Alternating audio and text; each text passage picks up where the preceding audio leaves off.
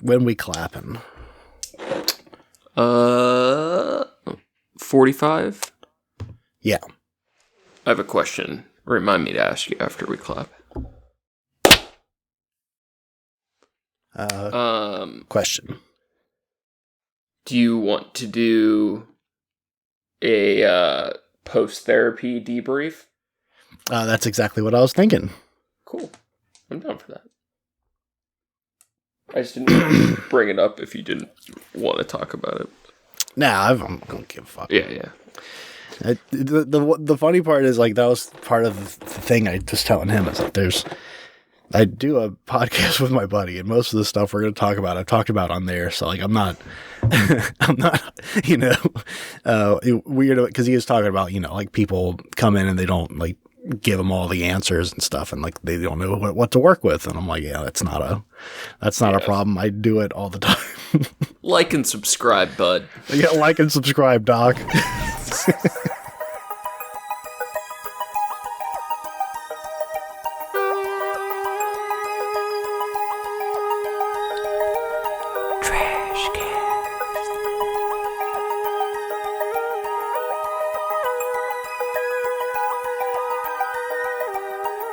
Welcome to the Trash Cats Trashcast. I'm Richard.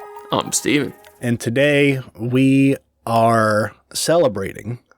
Today, the good news is upon us. I am healed. Oh, shit. I am healed of all of my depression and mental illness. Is this I went to therapy. The post-therapy debrief? Yeah. So I've had now 2 full sessions of therapy. And I'm cured. Easy peasy. It was that easy. That's all it took. That's all it needed. I'm still going to go back next week just because it was cool. Yeah, just for their sake this time.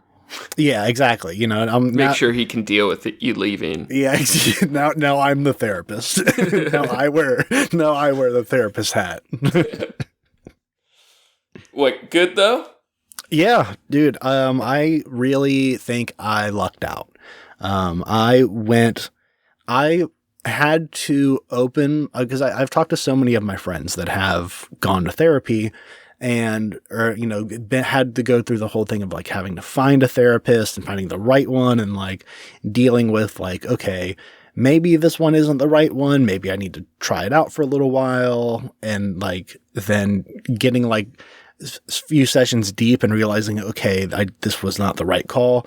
So I came in with the open mind of, this may not be the right fit, and I kind of got to either feel it out or, like, be open to, like, trying again. If this doesn't work out the first time, I got to be willing to, find a new therapist or whatever, give it another try. If I don't feel like I got what I wanted out of it. Yeah. And right off the bat, I feel like I hit the jackpot. I got a good therapist, who is extremely easy to talk to. Has, good, simple questions, but good questions that make me kind of be introspective. Has good advice. I really dig it. I think the last 2 sessions, I'm 2 for 2 now of leaving therapy feeling good afterward, maybe a little exhausted of, like, and I think most of that's just because I put kind of pressure on it beforehand, like, leading up to the appointment. But, yeah, dude, I should have started doing this a while ago. Yeah. I think generally it feels like, more of a release of a burden, but I think sometimes, at least for me, it wouldn't feel that way, but most of the time it did, and that is always, like, so helpful. Yeah, it was. My mom described it in a good way of, like, feeling like, because she recently started doing it as well, but the idea of it feels like a weight's been lifted off your shoulders, but yet you still feel exhausted. You still feel, because, especially I mean, I assume also for her of like, she doesn't have an outlet like this, where you and I, even if we're not talking about the most personal things in our lives on the recording part, I'm at least talking about the shit before or after recording. Like, I'm open to that entirely. And I have my coworkers who we talk about ourselves with each other pretty frequently. Yeah. So I have a little bit, maybe more experience with, doing that more freely. I mean, this, in a lot of ways, we've basically been practicing, like casual therapy for 5 years or whatever. Yeah. And that's, I think I told you, last week, or maybe it was earlier this week, I realized that my speech patterns from podcasting have helped when it's like, I have to, when he asked me a question, I'm like, I have to process that, and being able to walk through my process of understanding, like breaking down the question, what it means to me, and then returning the feedback on it. So it's not just an ask and an answer. It's ask and then I'm going to give you my answer, but let me show you the steps I'm taking to get to that answer. That I think in podcasting is useful, both as like a preface of your idea or whatever you're saying, to add more, what's the word? Flavor text. The flavor text, to add more context to it, Yeah. But I think especially in therapy, when you have someone whose, job it is to break down the things that you're saying a little bit, that's probably pretty important. Yeah.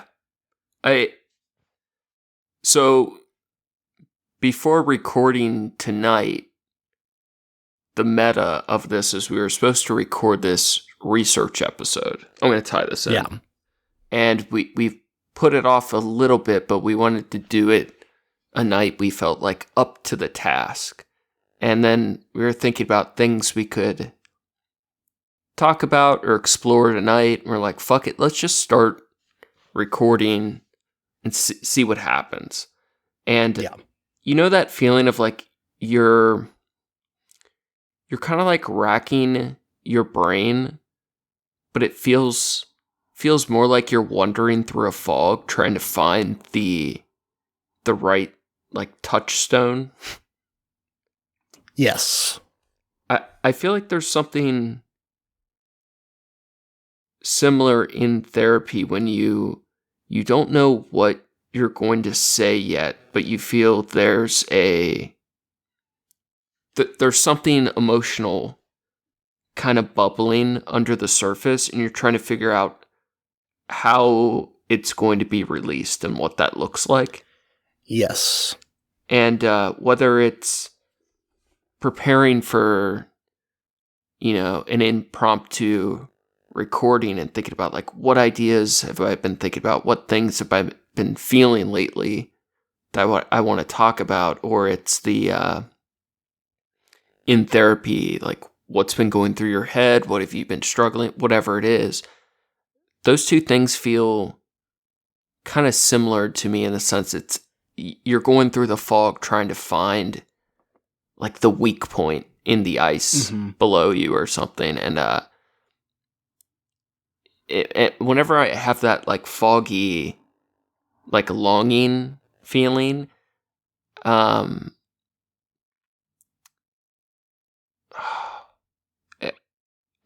get like super dissociated.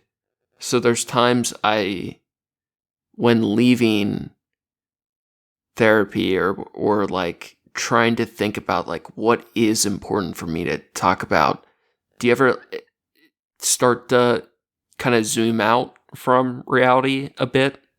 I don't know why, but those like looking for the emotional thing, I'm not sure what it is yet, always gives me that. Yeah, I mean, I get that. I mean, I get that with the podcast too, of like, I mean, even like as you were talking, I kind of caught myself like,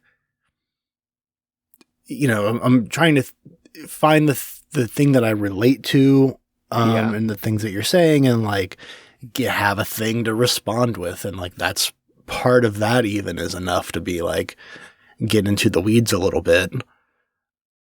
Is because it's not just a normal conversation. It's like you're trying to make something that's going to sound decent to listen to. Sure. Like you know when you see a character in the background of a movie, but for whatever reason how it's filmed, you can tell that background character is going to enter the scene in some form, and you're wondering like, all right, I see this guy's going to come into play. What are they going to do now? Like, what is he here for? Mm-hmm. What is their point in this? Or in old animation, like cell animation. Yes. When we were kids, and there would be like a certain rock in the background where the colors would be more vibrant because it was on a higher cell. And you're like, all right, when is the character going to interact with that rock? How is this rock coming into the story? Yeah, like they've already set it up. It's going to move. So something's going to happen to it. They put the gun in the first act. It can't not be fired by the third, right? Right, exactly. I feel that way about talking about feelings, whether it's therapy or a podcast. I get like my nature is depressive anyway, but like trying to think about what I'm feeling or thinking about, I get like real in my feels trying to figure that out. It's like, well, what is it that I want to talk about? Why am I talking? Like that type of kind of wacko thinking. Yeah, I relate to that in the way of I mean, it's not so much that I get in like the feels of it. It's just, I mean, it feels good. Like the therapeutic thing of like talking about, yourself and your issues and whatever, even without like I'm not asking for help with a thing. I'm not asking for advice on a thing. I'm just looking for I'm not even looking for someone to relate to the thing. It's like just by talking about it, it's like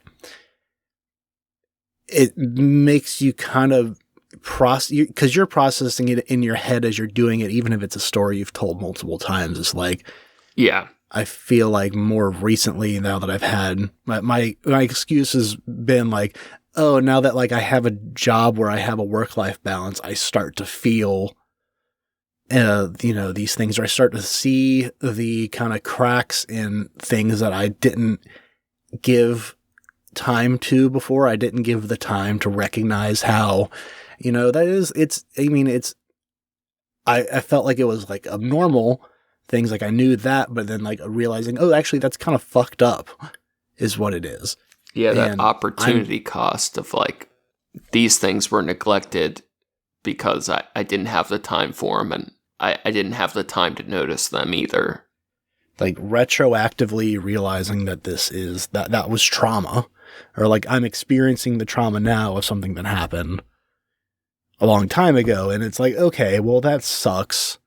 Now I have to deal with that.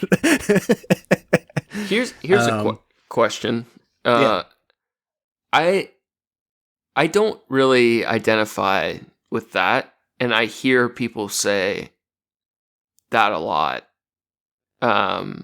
Oftentimes in what I feel, not what you just said, but oftentimes I feel like people who say that it's like a very exaggerated version of like, I just didn't realize all these traumatic things. Yeah, but where I'm trying to go with this is, because I don't feel like that's what you did, but I don't fully understand the feeling of like, I didn't know this was affecting me, because for me, not that I feel like I'm like keenly aware, but I feel like things affect me easily. Like we talked, I think last episode, 2 episodes back, depending on if this comes out or whatever, I feel like super sensitive. So there's never really been a question of like, was this bothering me, or all these years later, this is the traumatic result of that. I always felt like it, for myself, it was like super obvious that X thing hurt me in Y ways or whatever. Yeah. I think I get definitely understand the like, because even saying it out loud now, I appreciate you giving me the benefit of the doubt on like, oh, I'm not doing the like, oh, it's realizing all the things that it fucked me up before. It's like, it's not, because I get that it does feel like an overreaction ish to say like, oh, it's these traumas of it sounds a lot more heavier, I think, than what it feels. But I get what because you're talking about like the subtleties of it. Yeah. It's like, I think especially with the time period in my life where like a lot of these things were happening. It's like I was in early teens and like I was already a shithead at the time, and I was, fucking off with, friends and, smoking weed and drinking beers and, hooking up with girls. And I was, I had the moments where I recognized that like, hey, this situation kind of sucks.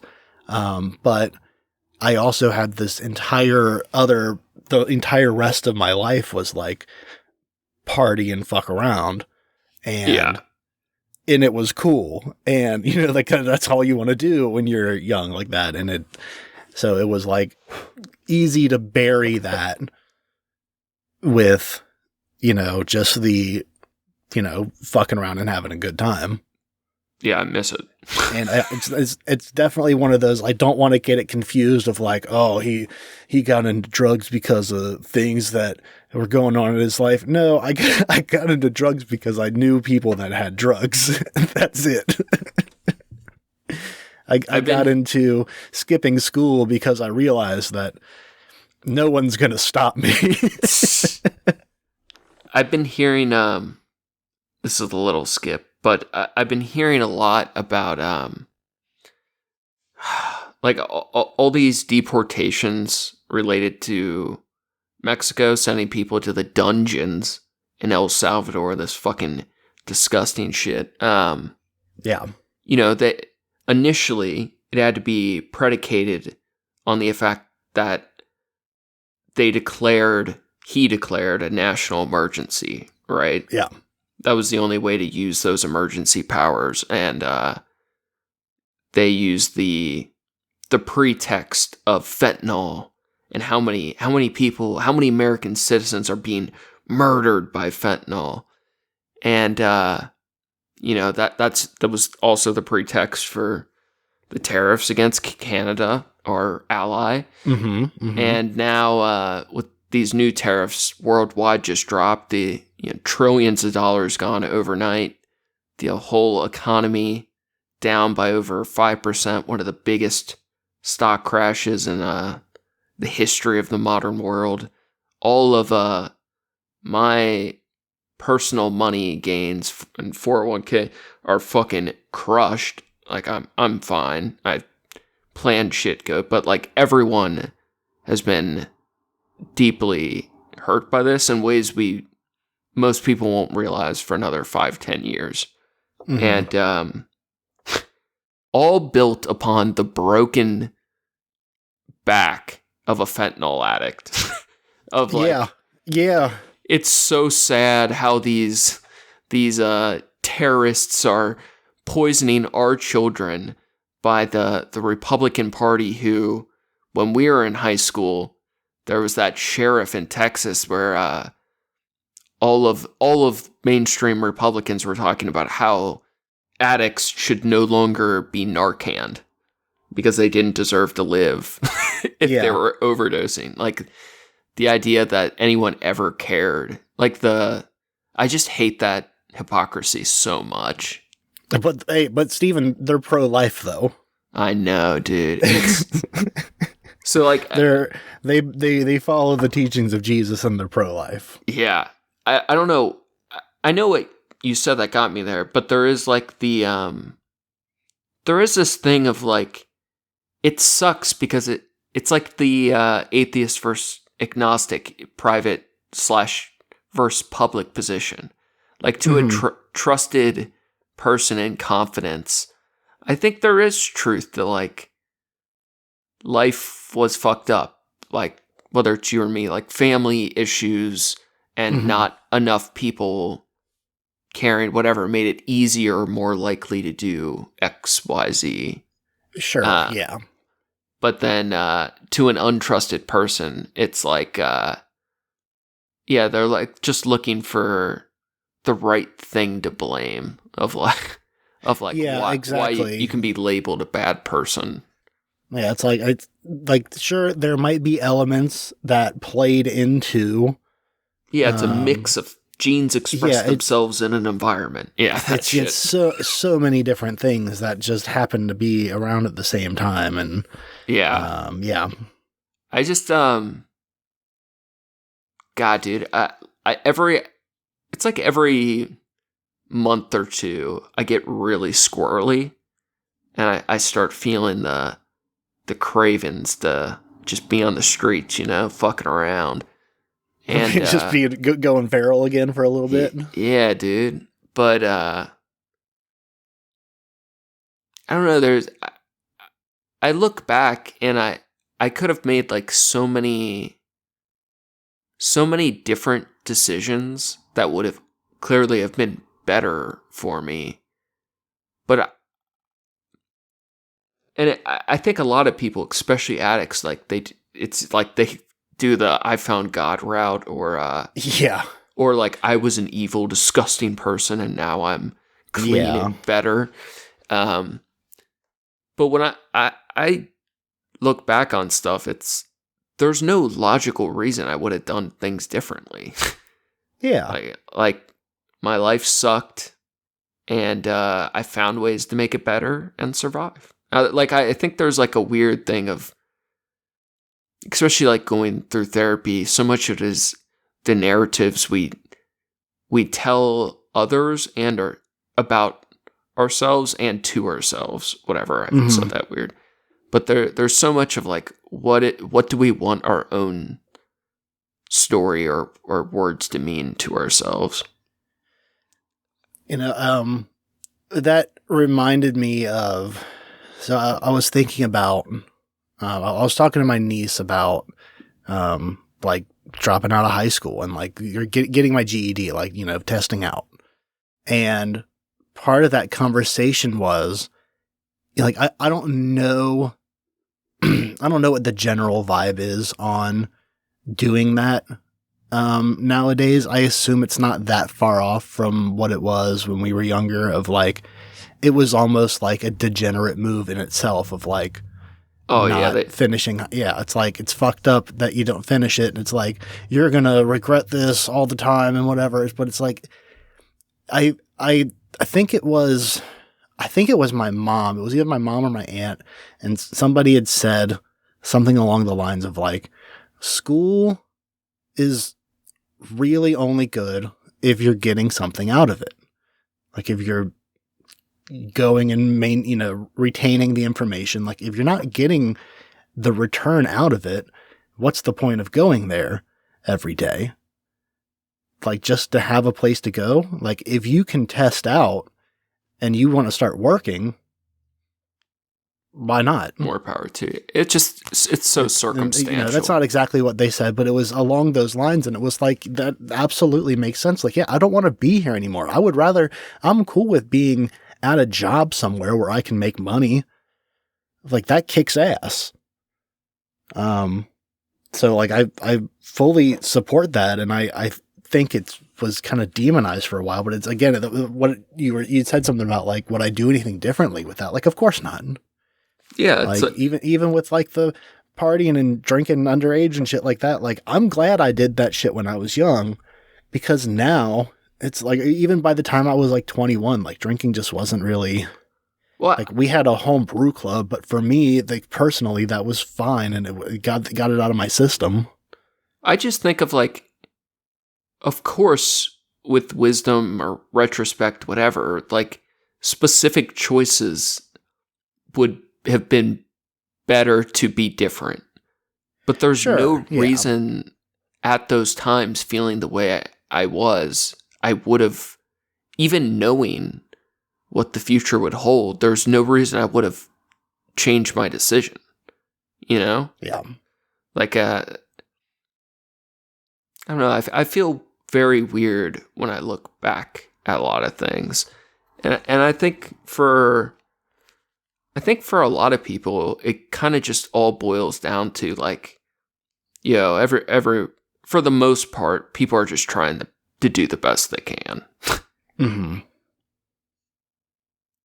There's someone we both know. I just don't want to mention their name, but we were talking about pivotal movies in our lives, like being a dumb teenage boy, right? Yeah. And they mentioned, oh God, I just had it on the tip of my tongue. Basketball Diaries? No. Clockwork Orange.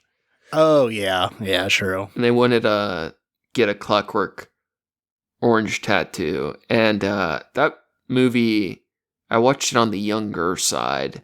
And it was a pivotal movie to me as well. But I always was semi-disgusted with it, which I also feel like is part of the fucking movie. Like, it did its job. Right, of course. Well, but I was more drawn to Requiem for a Dream, because I knew as soon as I saw that movie, I was going to dedicate a significant portion of my life injecting dope into my arm.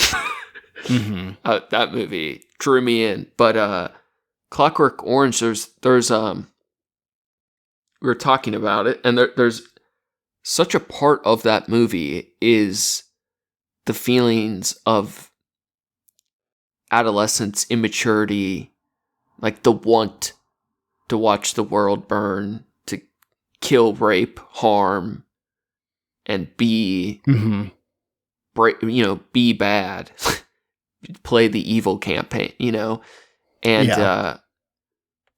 I think a lot of people kind of grow out of that, or they forget about it after they get to the other side. Like, there's this thing of like, think of how many parents, when they talk about their kids, or they wonder like why kids are so crazy, it's like they completely forgot what being a young kid was like. Exactly. They no longer relate to their experience at all. It's like their whole timeline starts at 30. Yeah.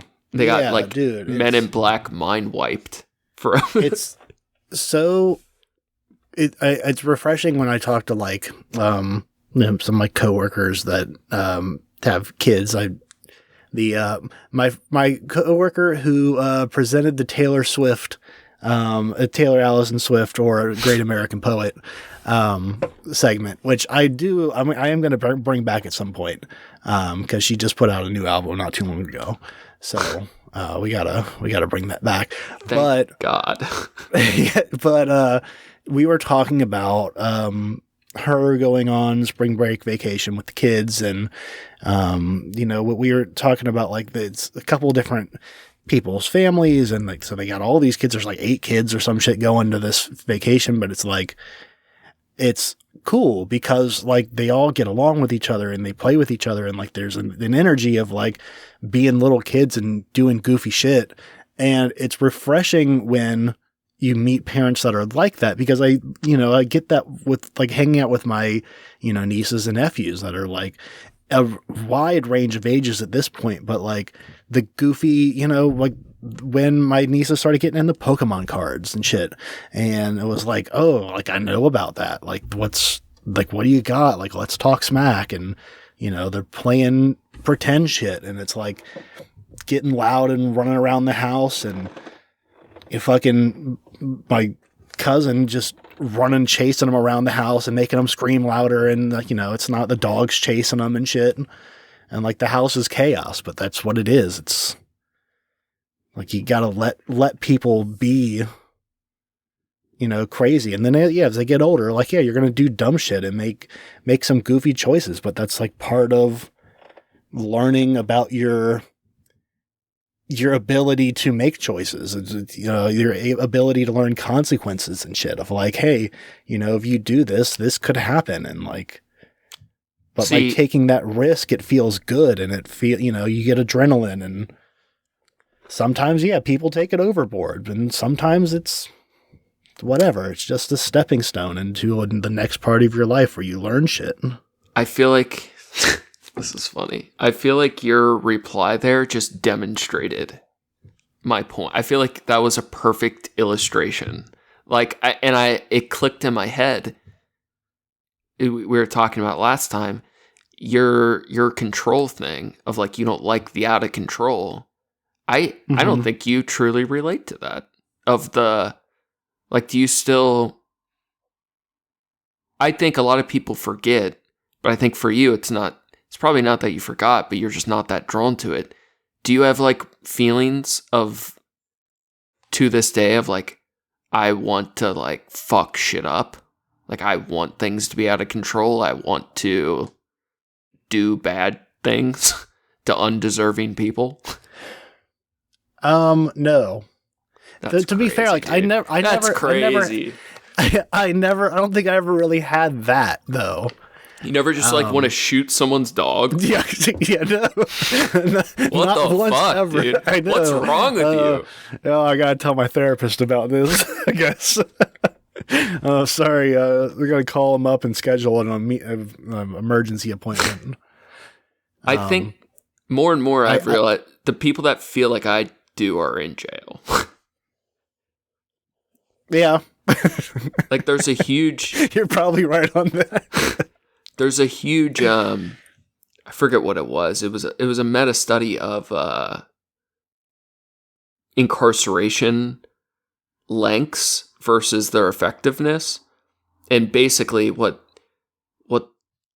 these studies figured out, like when we look at like all the big numbers over time, is that a lot of people, you aren't really going to effectively change their behavior with small amounts of prison. So and this is like this is like Republican talking points. And I don't agree with the prescriptions, but the data / insight is very interesting to me. So basically, if you can't really get especially violent young men to change their behavior, the most effective things you can do is to send them away essentially till they hit the age that their hormones change. And for most men, that's like 50. And like most criminals end up not being criminals or nearly as active after the age of 50. So a lot of the like prison sentencing it kind of started to become more influenced by that, where like, we can't change XYZ. I keep saying XYZ. I have no idea why. About these people, but we know after this age they tend to cool off, so we go harder on earlier, whatever. But there is something like so biological or like ingrained about us that whether it's people who act on their feelings on it or not, there is like a huge portion of like, this is part of who we are. Not that we have no control of our actions, but there is a limit to how much feelings or thoughts are just naturally part of us. Like, how much of ourselves do we have to combat to exist in everyone else's world? I feel like I have to fight a lot, and I feel like what you're saying is you don't feel that particular struggle. No. But while you were, and I we can go back and touch more on that, but I do want to point out something, and I just kind of piece this together. You're a house cat. I am now. I am sober. Well, you're a cat, in the way that you were brought in off the streets, and you can get comfy, and you can be there, and you can eat the food, get into the trash every now and then, but you don't always bolt for the door when it's open, but you start to think about it. I eye at the door. Yeah. You eye at the door longingly sometimes. And, Absolutely. maybe it's just you don't, no one's there to open it for you at that moment, so it passes. And if we take this analogy a step farther, when your cat, like one of my cats has snuck outside before, and when they do it once, they're emboldened. Like the rest of their life, they know they can get out the door if they really want to. And the other one is a big baby, and she always eyes the door, but she doesn't have the balls to go for it, right? And I feel like there's this thing of like, I've gone through the door. I remember what the great wilderness is like, but now I'm not going out the door. But because I have broke that barrier before, there's part of me that always feels like you're being weak or cowardly for not taking the opportunity.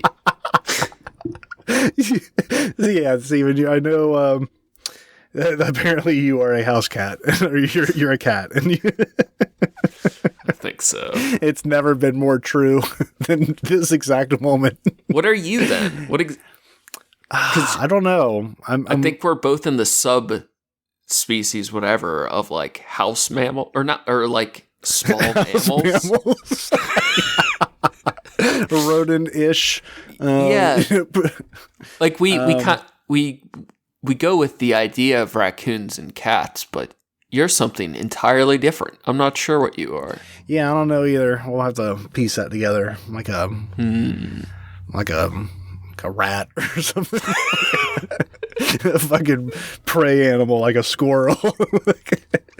So you don't feel any death streak in yourself.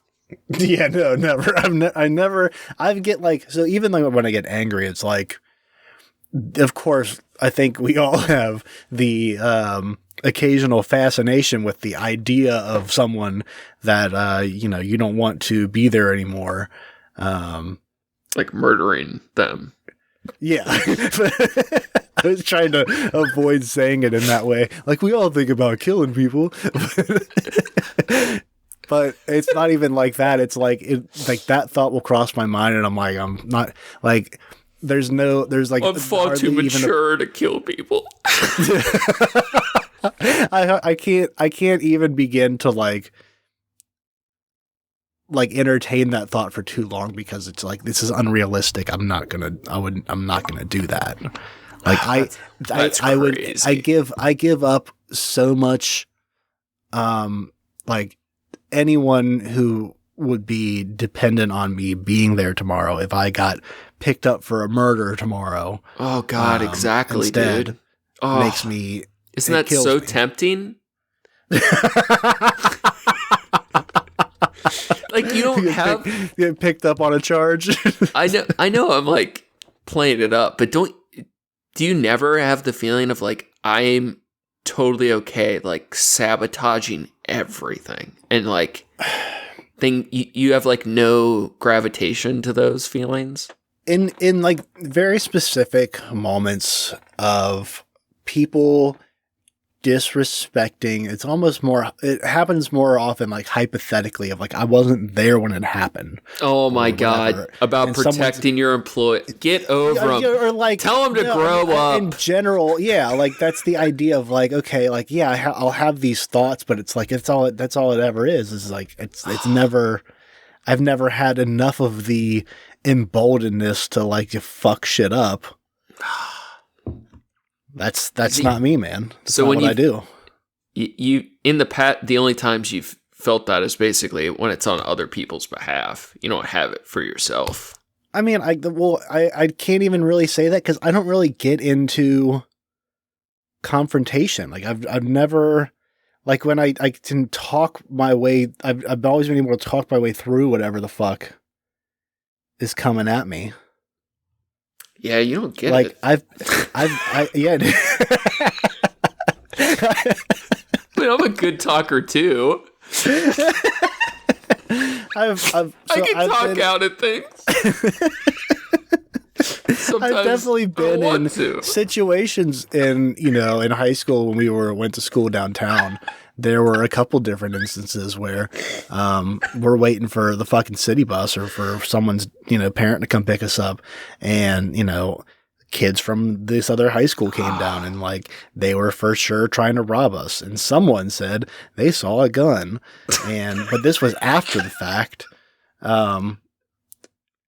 And at the time, we just kind of like, and then we had a dance off in the back alley. Yeah, we kind of just talked them down until someone else's dad showed up, and we all shook hands and got ice cream. Yeah, we got. and now he's my best friend, and his name's Steven.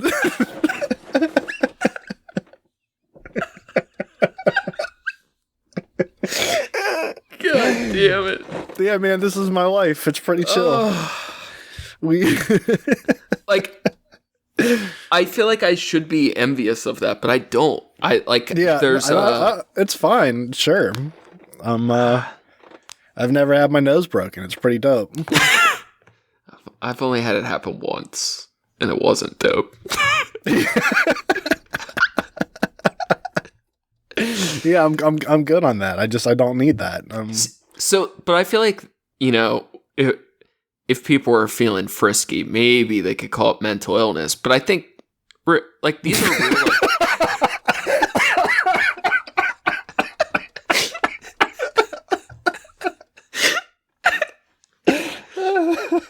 But these are like ingrained biological differences. But I think sure. A lot of like young men, especially, I think, really love The Clockwork Orange and Fight Club because there's like a truth to them in it of like those feelings. I think there's either that or and it's both. It's not. I'm not saying it's either or. I think there are some people who feel that, and then there are another group of people who you're going cultural, social, who wants to feel that. Who wants to see that in themselves. They want to be Scarface because they idolize Scarface. Right. Because Tony Montana's cool and like that's dope. Here's a little tip for you kids out there. Never buy cocaine from a man who wears a Scarface jacket. Because they will have cocaine, but the thing is they want the cocaine too badly that they will have any quality of cocaine and thus are not reputable. That's right. And don't that's law, bro. What was it? Don't buy drugs from someone who doesn't have dick pills. Yeah. Wasn't that a thing? In general, you should overvalue dealer. Yeah, you should overvalue dealers that have dick pills. It's a good sign in a drug dealer. They're pretty wild. Conscientious. It means they're looking out. They got it all. They're at the peak of their game. They understand their customers, bro.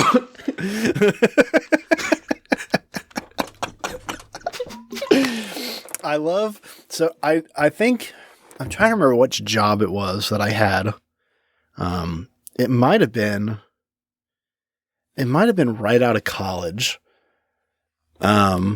I had a job. Yeah, that's right. It was the place I went to right after college. There was a guy who had obviously been in and out of jail most of his life. And he talked about it all the fucking time. And something came up in the way of like, I forget the thing that he said, but it was like, what makes me so fucking mad is all these dudes thinking that all these young dudes thinking they want to go to jail because that's what makes them hard. It's like, no, what makes you hard is not getting caught and not going to jail and not doing dumb shit. And like going to jail fucking sucks and it's never fun and it's never cool. And it's like, that's like, I was like, yeah. It's like you shouldn't want. You shouldn't want to know what it's like to go to jail. It should be cool to not ever know for the rest of your life what it's like to be in jail. And I was like, honestly, okay, that's pretty well said. That first felony though, it's like a big deal. It's like a rush. It's like as stupid as it's like statistical. Okay, criminals. Very good at math, right? Like, if you're around another criminal associate and they have no charges, like the reality is, if you're doing enough crime, you're bound to be caught once or twice. Like it's like in imagination land, it's super gangster to be like, yo, what's cooler than having charges is never getting caught. But then it's also like, well, that you might have had skill, but that's also luck. But if you were really about this life, you would have got unlucky a couple times by now. I mean, to be fair, he was probably a bad criminal. I'm not saying the guy was super smart. He sounds dumb as rocks. He had a lot of experience. He had wisdom. Yeah, he's like, it's so cool never to go to jail as he gets out of jail for the seventh Exactly. Yeah. 100%. He was like, this fucking sucks. I keep going back and it sucks. It's like, I don't know why I do it. It's like, dude. Man. Oh, yeah, it's the wild shit, man. It's the way of the world. That's how cats live.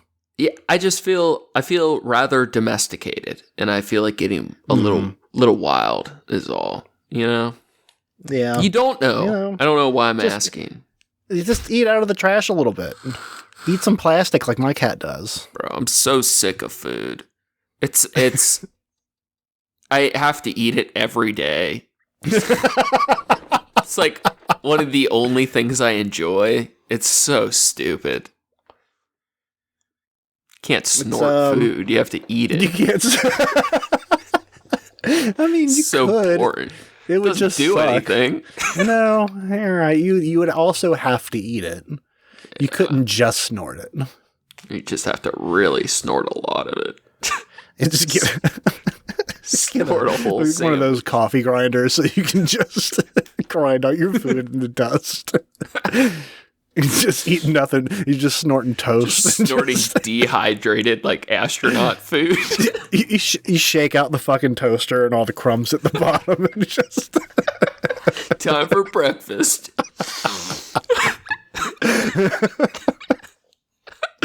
Oh, god damn. It just turns into the fucking cakes and your fucking mucus in your nose and shit.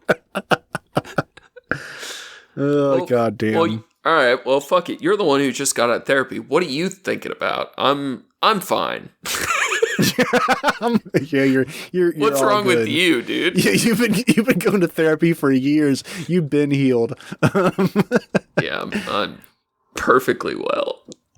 I'm okay. So here's the one. He's kind of pointed out some things about anxiety that I didn't like. I knew I had some issues with anxiety, but I kind of felt like I don't know how much they really play off of each other. Of like, I figured some part of my anxiety came from like times when I was depressed, and then otherwise like minor things would get to me easier. But it could very well just be something else entirely, and it's not related,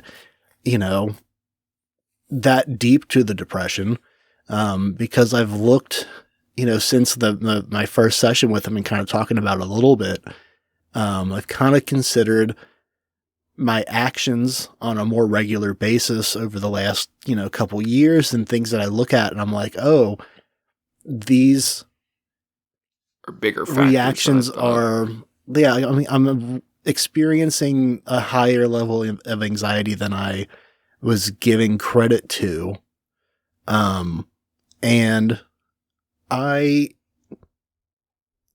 guess I never really thought of that before. I didn't really I just never really considered that to be a thing.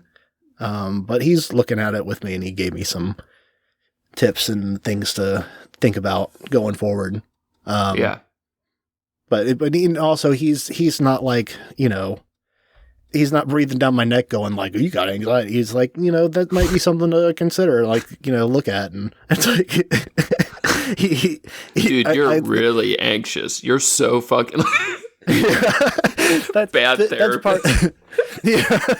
I was, that's definitely one of the things I had heard from someone else about their, having to go into a bad therapist was, it's over immediately diagnosed. immediately like trying to diagnose them with something. And it's like, no, like sometimes people just get stressed out because they're at work and it's fine, and it happens. And sometimes people have bad days. And anxiety is a very normal part of life. You're supposed to, exactly. You should have some level disorders of it. are super overdiagnosed, and people with real anxiety disorders, it's very different than the average person's anxiety. Like there's just such huge like variance of how severe it can be.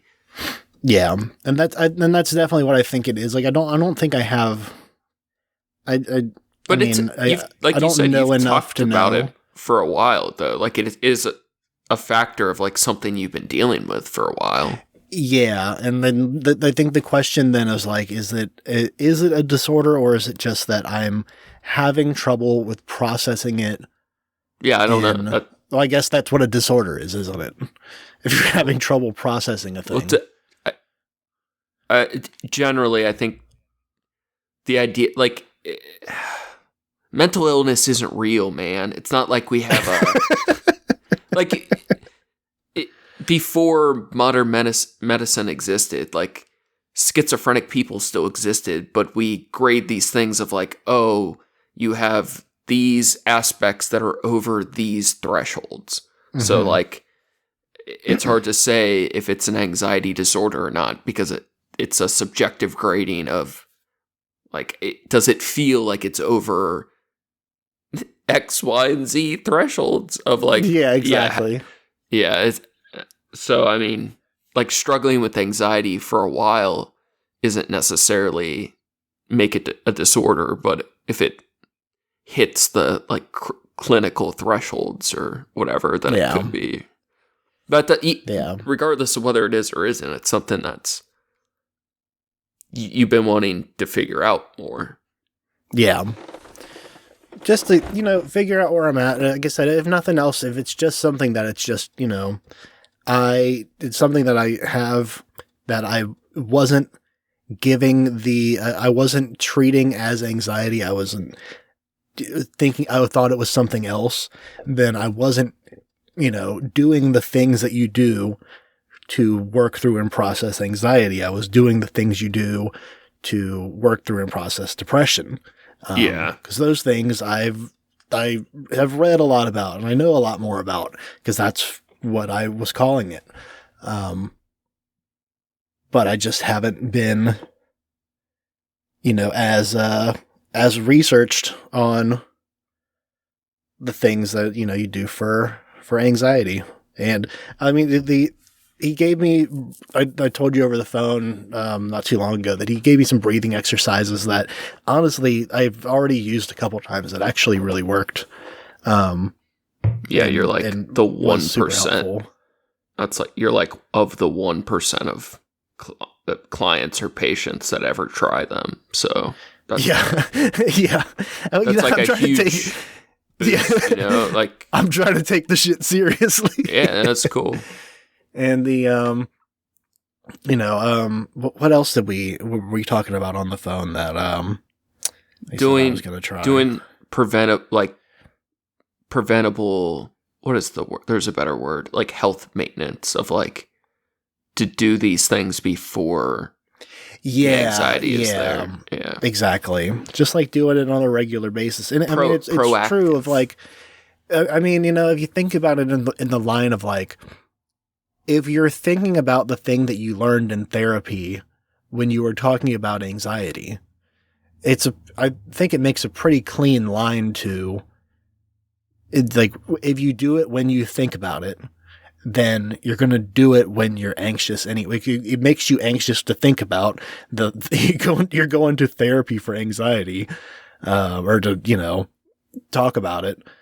And if you're doing it all the time, then of like, this is a reminder to do this thing and try this out, that when you do face the anxiety inducing thing that you're getting prepared. A reaction for. Yeah. Then exactly. Then you're more prepared for it. Got to build up the psychic armor, I truly think one of these days you'll fully get into it, but meditation's like so underappreciated. That's what it was that I was trying to think of. We were talking about meditation.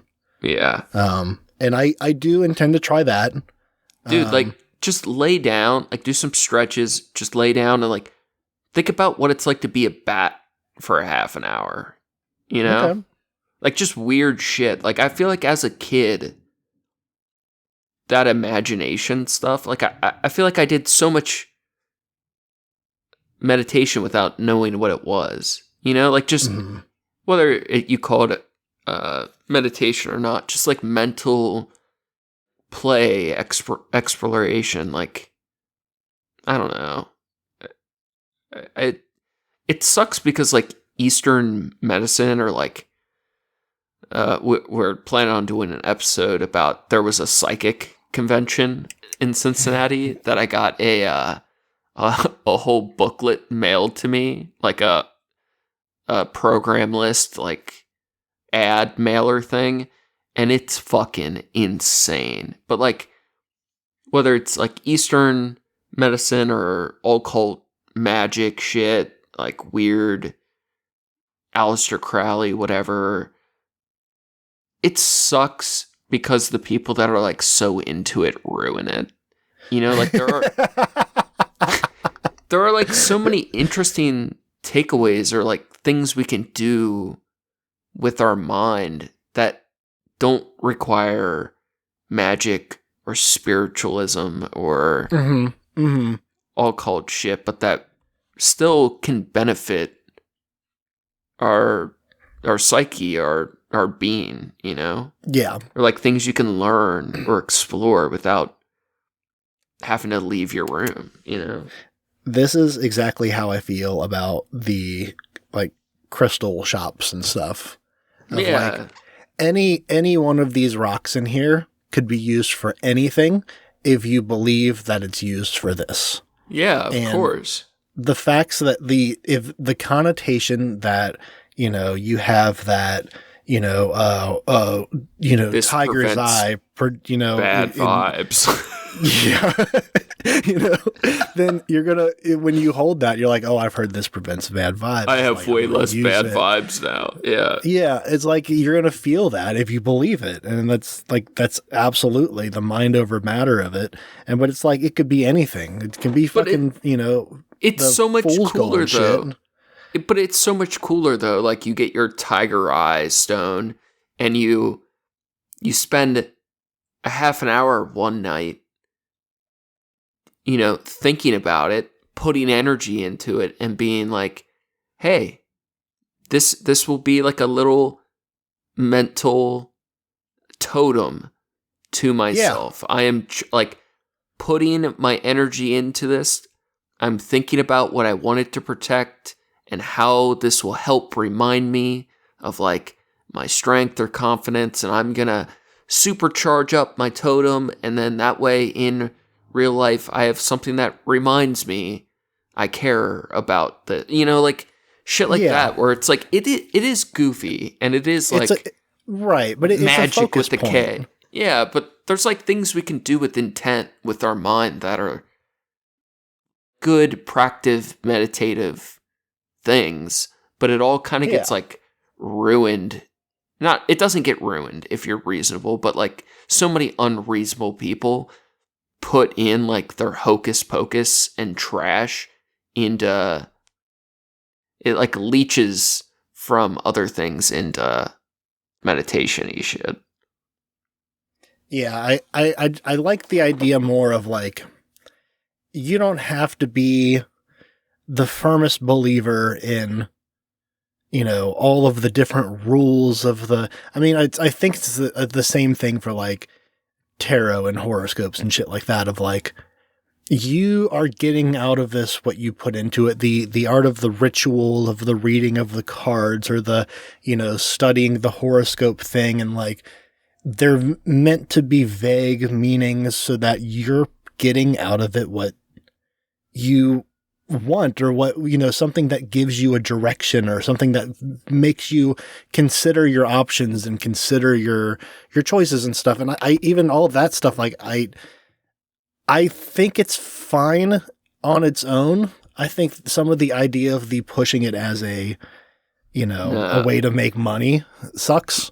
The thing all right, if I drew 3 to 5 pictures on some loose leaf and I put them in different orders and I used it as a tool to tell insightful stories about myself to myself, that is excellent, right? Like, you can learn things about, or like bolster things about yourself.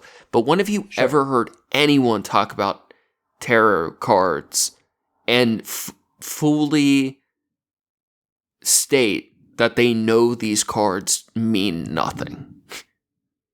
Oh, never. Never. And that's like, of course, there's like cool things about what you can do using these different creative tools, right? But I've never heard anyone who pays attention to any of that shit have any realistic understanding of what they're doing. They're either liars, scammers, or like just fucking kooky. Just fully bought into it, yeah. Or even partly bought. I feel like most of the people are just slightly bought in, but they don't understand what they're fucking doing, and it's like missing diluted the point as of fuck. it. Yeah.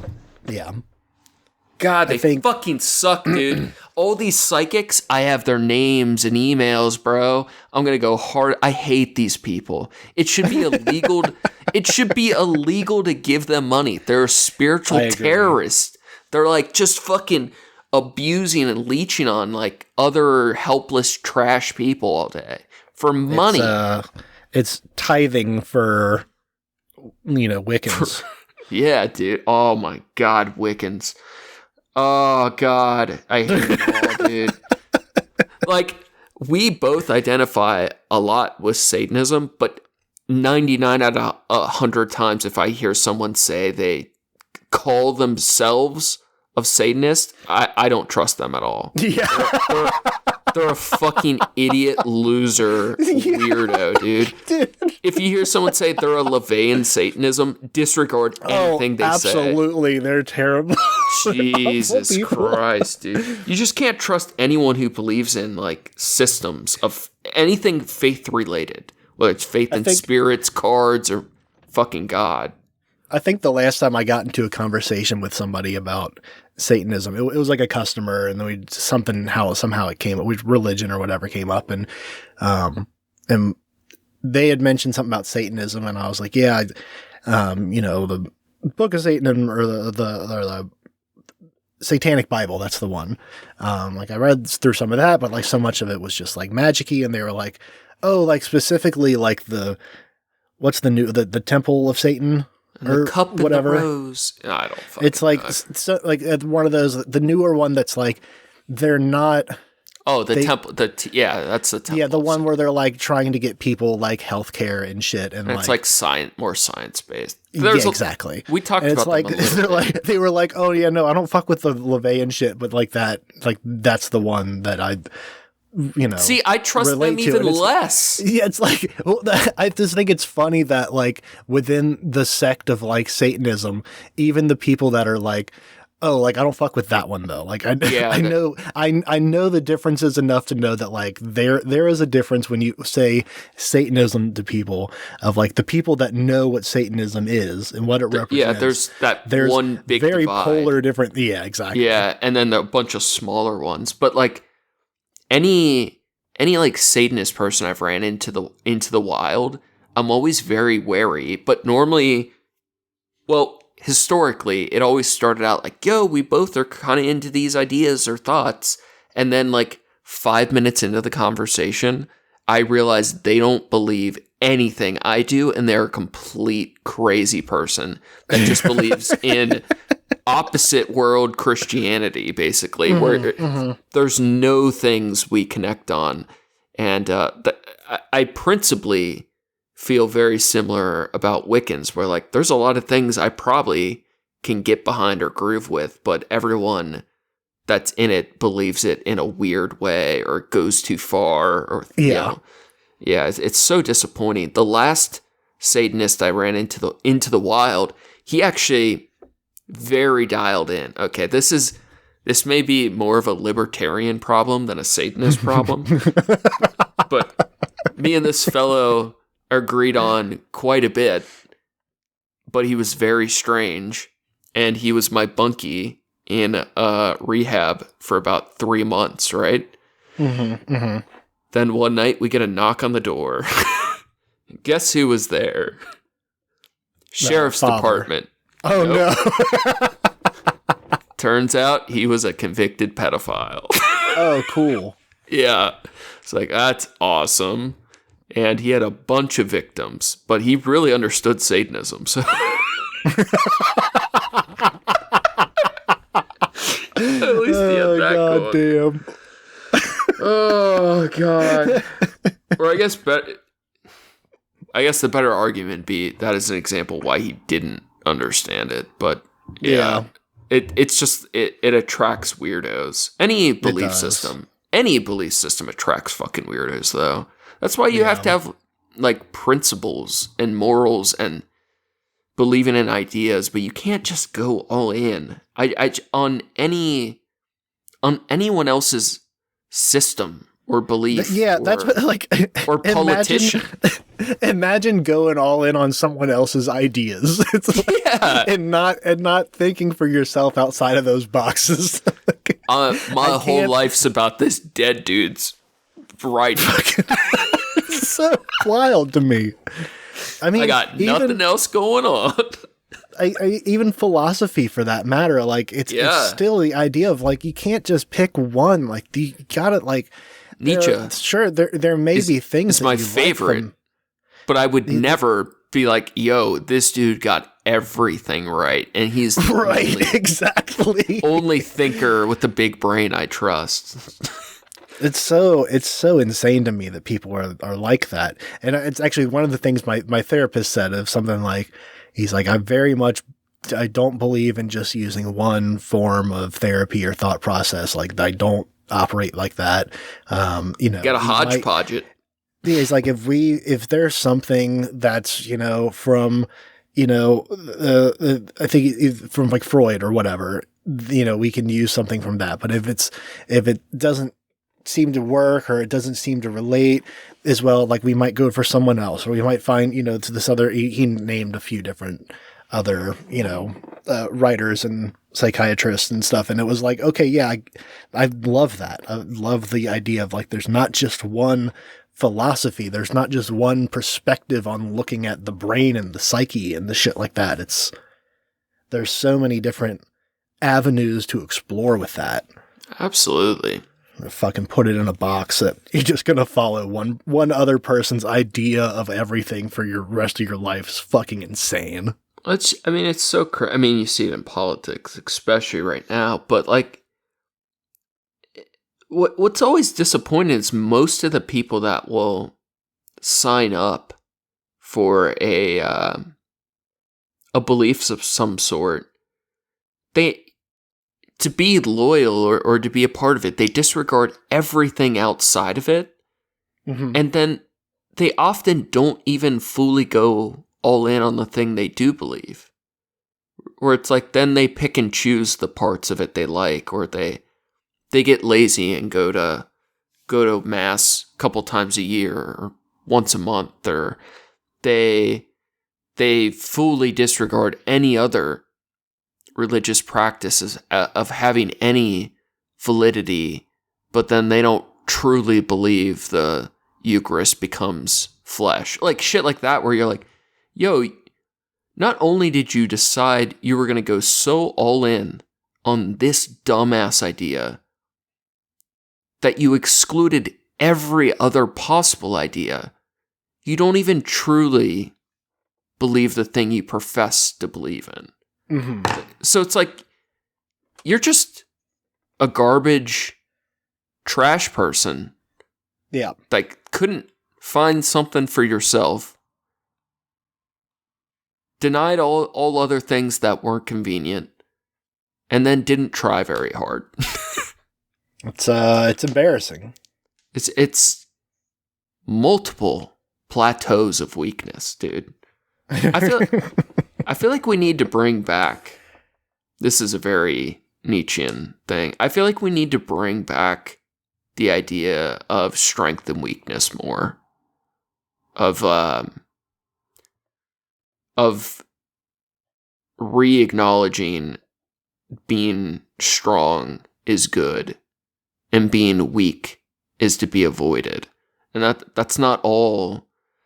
I wouldn't even go to say, like, not all weakness is bad either, but there's this thing of, like, no one wants, even to themselves, like, to put things in terms of strength and weakness. Mm-hmm. Of, like, we need.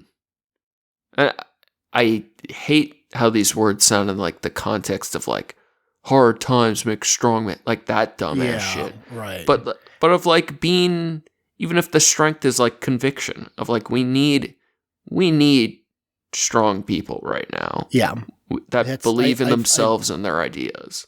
I think having a rewording of that, of it being more on the way of, because otherwise, like, strength is good, weakness is to be avoided, sounds like, Hitler.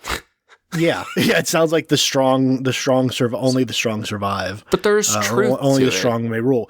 Right, but but the type of strength, the type of determination, what is strength, what is, things like that.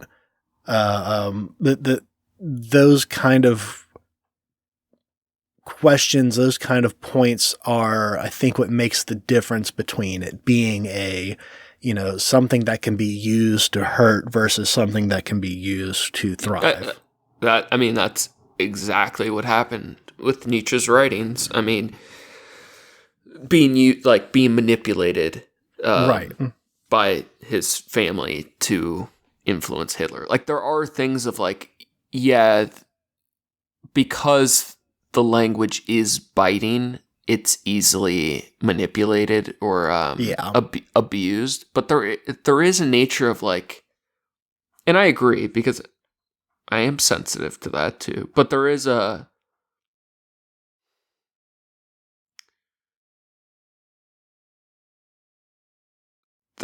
is an element of,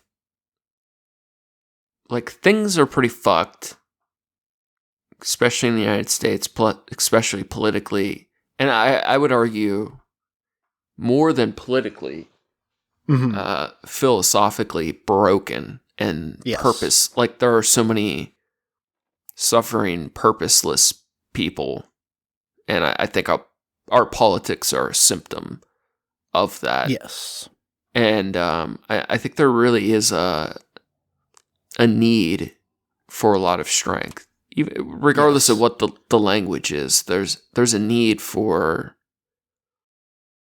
resilience and conviction and meaning, Yeah, it's very much so that, like, you can't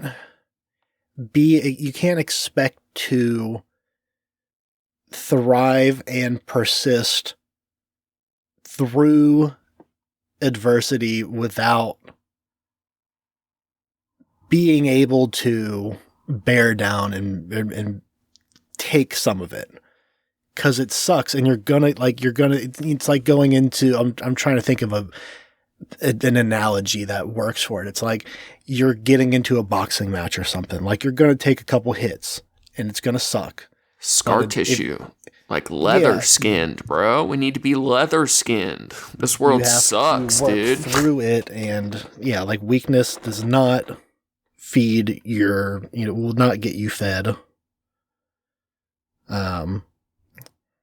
So the phrasing of that sounds shitty to me, but I like it though. I think, to be fair though, a lot of it is like aesthetic, right? It's like what language appeals to which people, and this is very Wittgenstein-ish. Is like, all right, we can acknowledge though this is.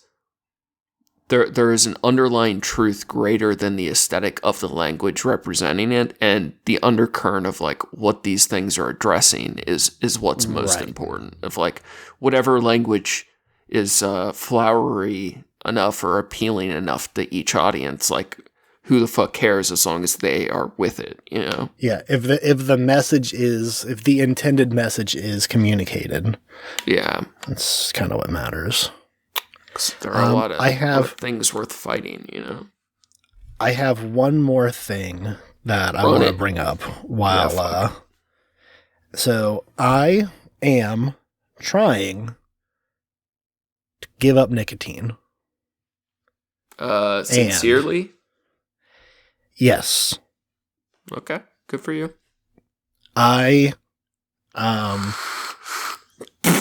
So vape has been the choice intake for a while now, and I've tried in the past a little bit of getting, the zero nicotine ones and trying to make that work, and it kind of did, but the problem was the flavor, whatever one that I usually get, they didn't have a zero nicotine version of that. So, I started a little while ago using a mint-flavored one. No, I'm still using a vape, but I just switched to a different one that I like, and it's just a mint one that they have a zero nicotine version of. Can I be honest? Yeah. Low success rate with this method. If it works for you, go for it. Whatever the fuck works, right? Have you ever tried Chantix or anything? Also, no. You have a much lower nicotine addiction than most people that are probably try to quit. So this might be fine for you. I'm definitely going to try it, and if it doesn't work, then I'm going to go with a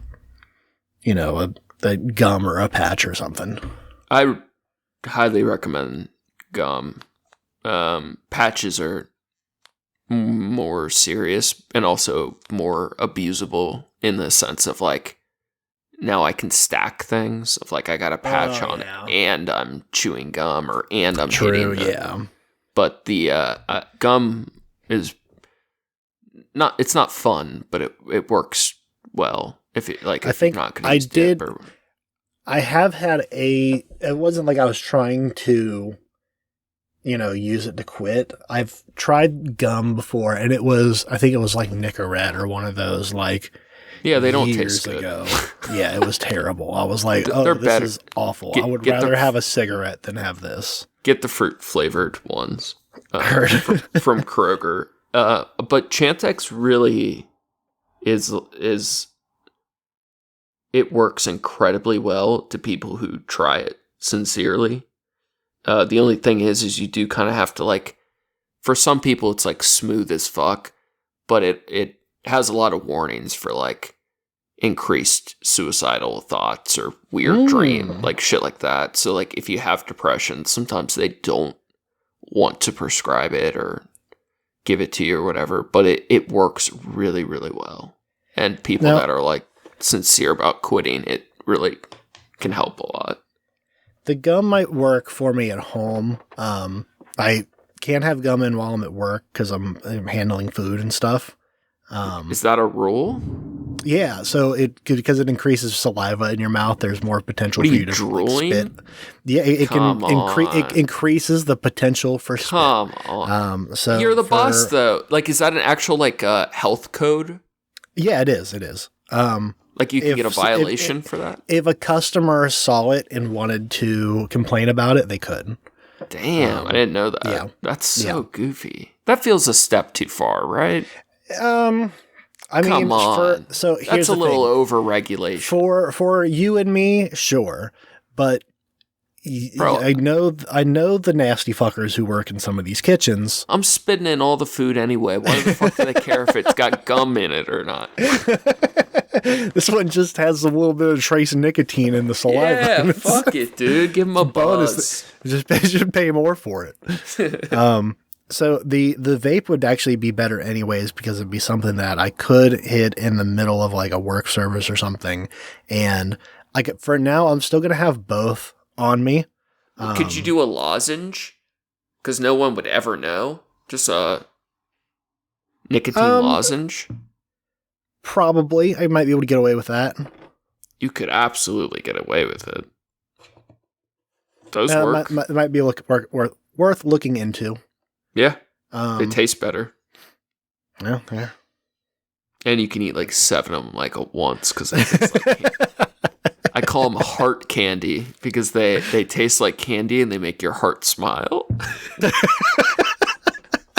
I feel it in all the chambers of my heart. They make your heart dance out of its fucking chest. Dude. This was years ago. I was young. I was like just either, I think it was right before I went to college. I think I was like not even 20 yet. And we had like chocolate covered espresso beans we got from like Kroger or something. Yeah. And I had a handful, like not a small handful, not a big one, a small handful of them before I went to bed. A pound of kidney failure. Yeah. And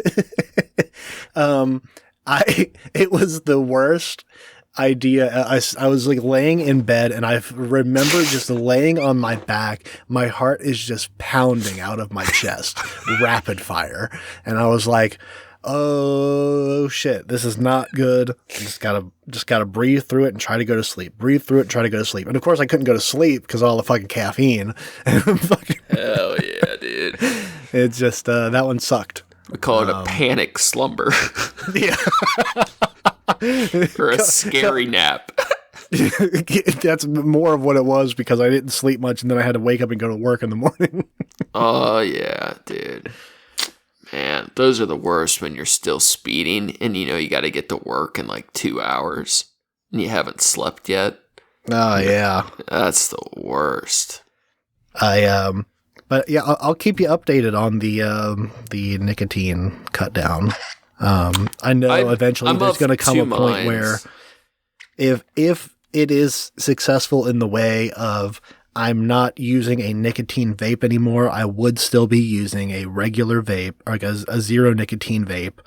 You wouldn't for long. I would have to, at least that would be an easy one of like, I'm not really getting anything out of this. And that would be an easy enough thing to like not go by. That's that's always just don't even like put that part into the equation. Because at worst you get a nice taste from it, but you eventually just stop gravitating towards it because you're not getting anything out of it. Like it won't be, that part of it will take care of itself. Yeah. But for now, I'm fucking Tony 2 vapes, and I got 2 vapes in my pocket. And if I reach in and I don't look when I pull it out. I just, I know it's one of them. Little razzmatazz or a little. And yeah. They taste exactly the same, and I can't tell the difference, which is huge. Yeah, I'm of 2 minds. I'm very supportive. I think it's good. I'm slightly envious, but I also. Like, I think it's good for people who are quitting things, but it's like, I get stuck at the like, well, what the fuck do I have to enjoy? And I can't quite get over that hurdle right now. I fully get that. There is still, that's my main issue, I think, in my head right now, is there's still the part of me that just like, I enjoy it. But you also have more freedom in this realm than I do, where like you get to choose if you want to alter your mind, because you have the track record of like, yourself knows like you can dabble if you want to and be safe, right? Yeah.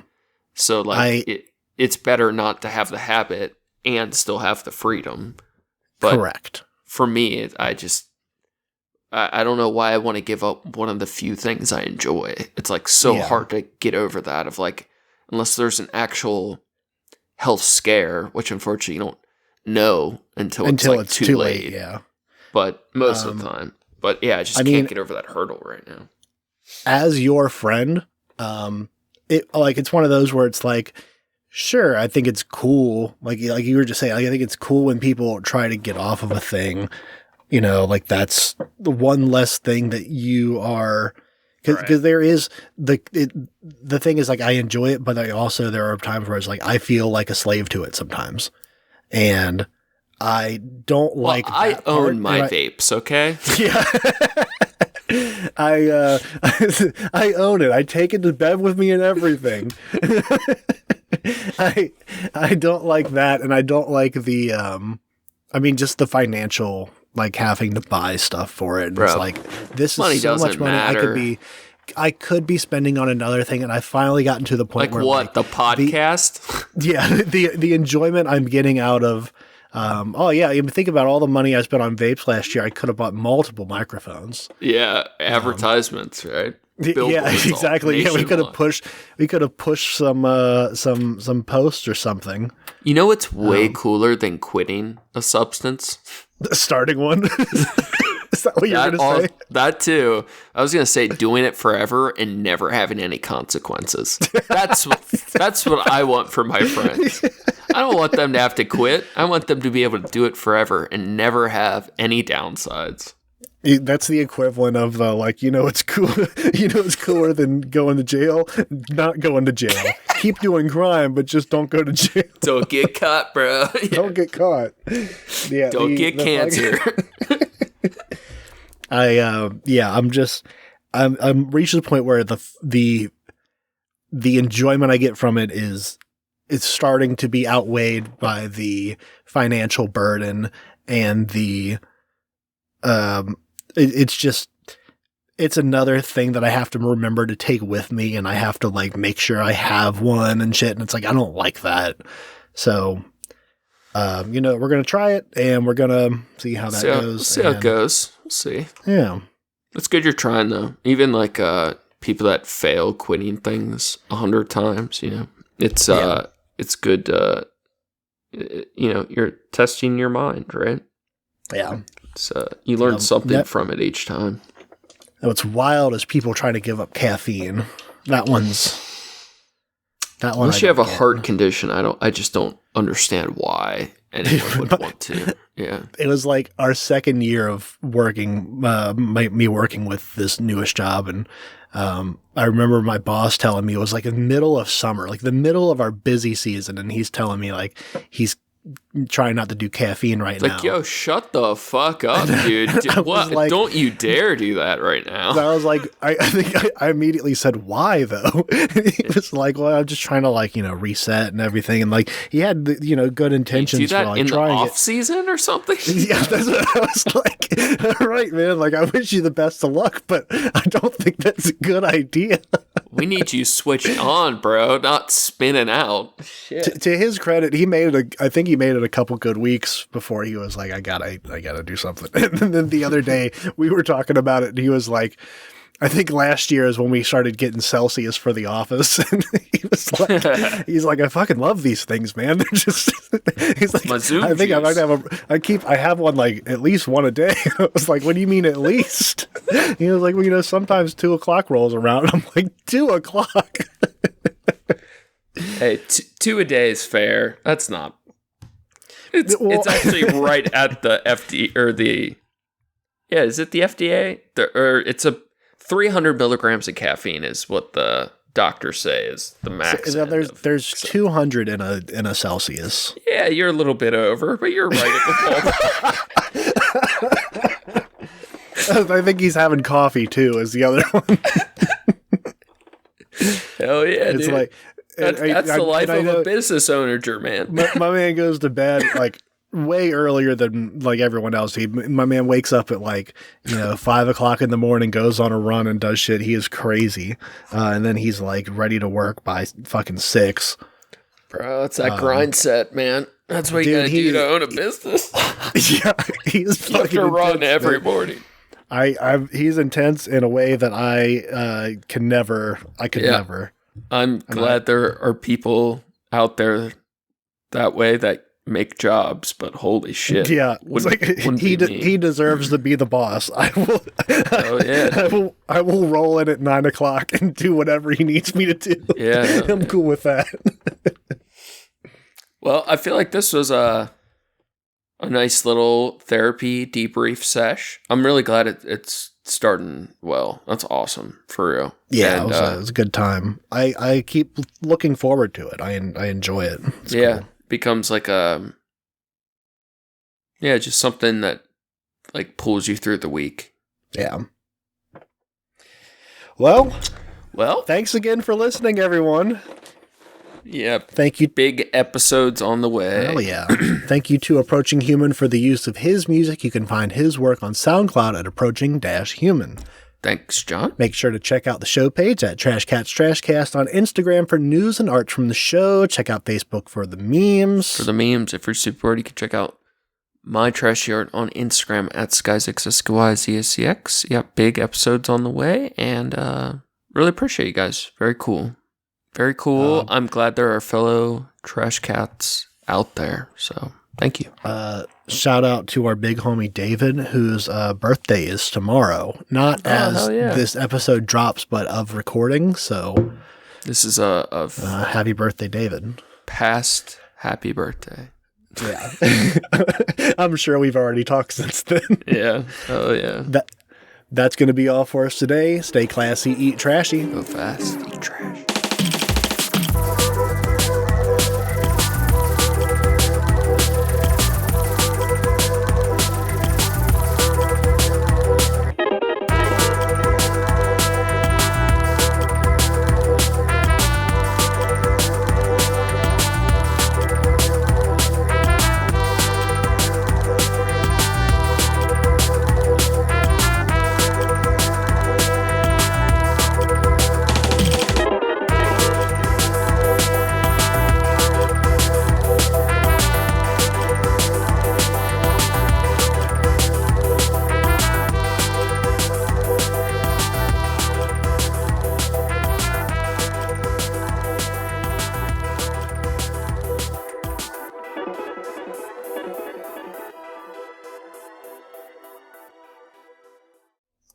Yeah, that feels like it didn't suck.